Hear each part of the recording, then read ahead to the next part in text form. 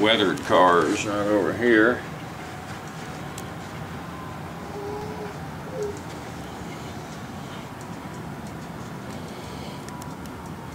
A little switch engine there would be pretty neat when it gets DCC. Is that in the works? You plan on doing that? Possibly.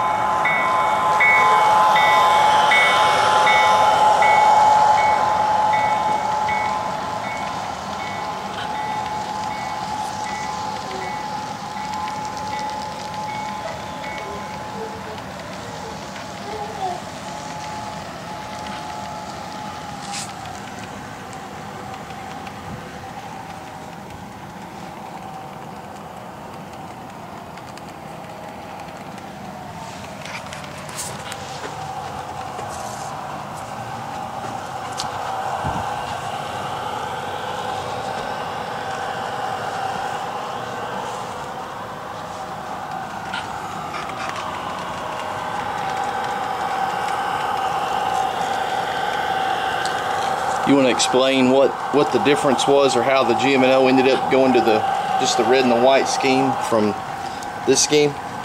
Oh, okay. The red and maroon scheme was actually the scheme of the Alton Railroad that the original GM&O absorbed. I.B. Tigert and his wife liked that scheme that the Alton had so much that they adopted it for theirs.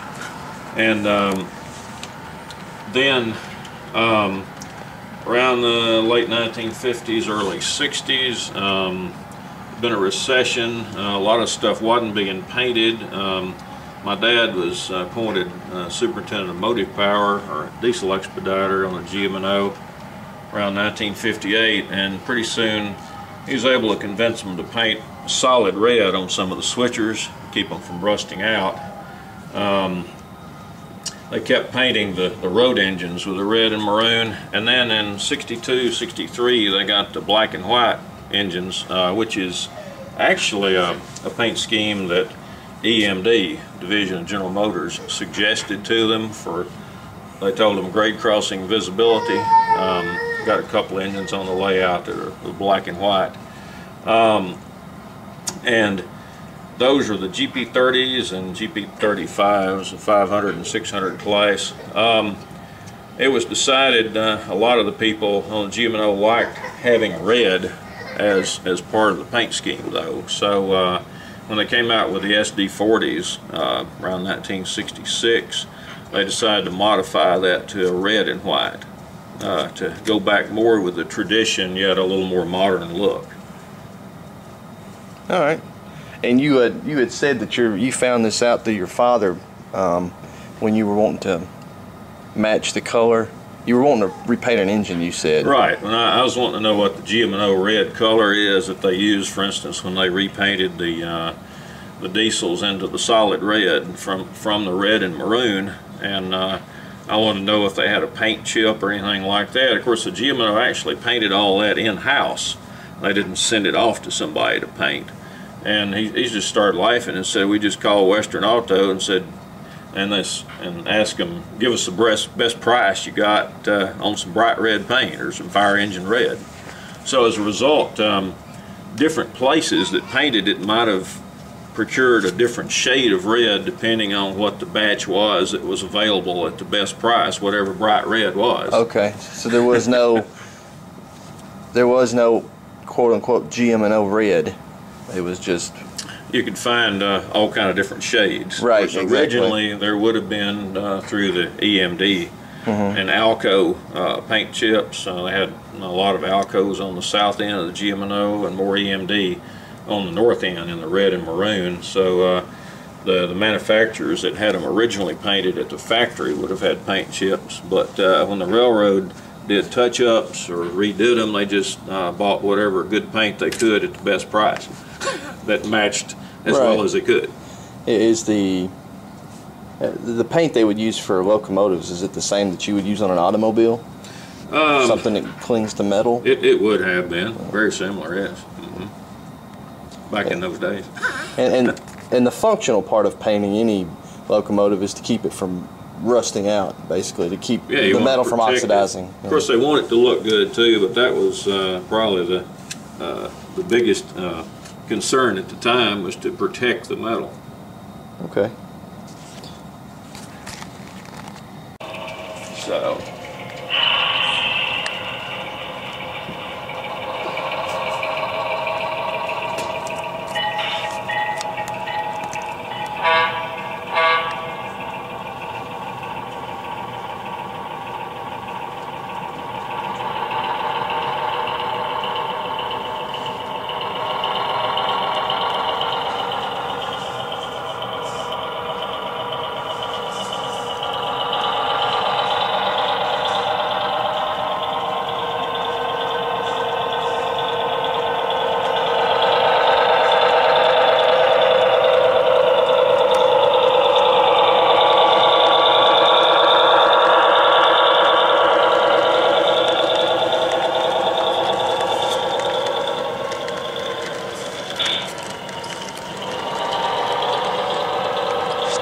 Is that really what those things sounded like? Mm-hmm. Yeah, this actually had 2 decent prime movers and one carbide there, so to speak.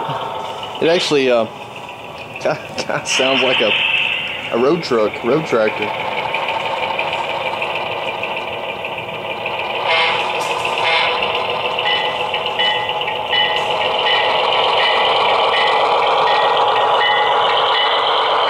Would they have actually had us, when Amtrak took over, would they have actually had these mixed in with it? Well, this was pre-Amtrak, and on the IC going through here from Chicago to Florida, they shared equipment with Atlantic Coastline, which was later Seaboard Coastline, as well as Central Georgia. So it was not unusual to have some of their equipment, especially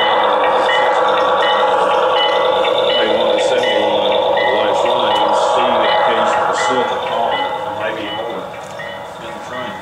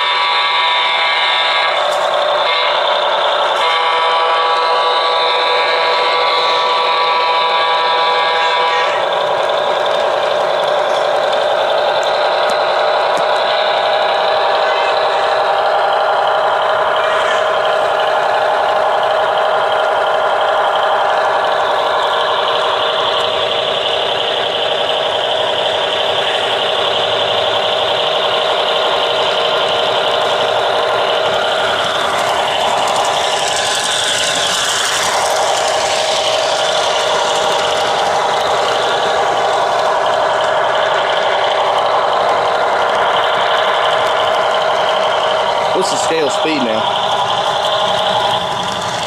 9. Guess that answers that question.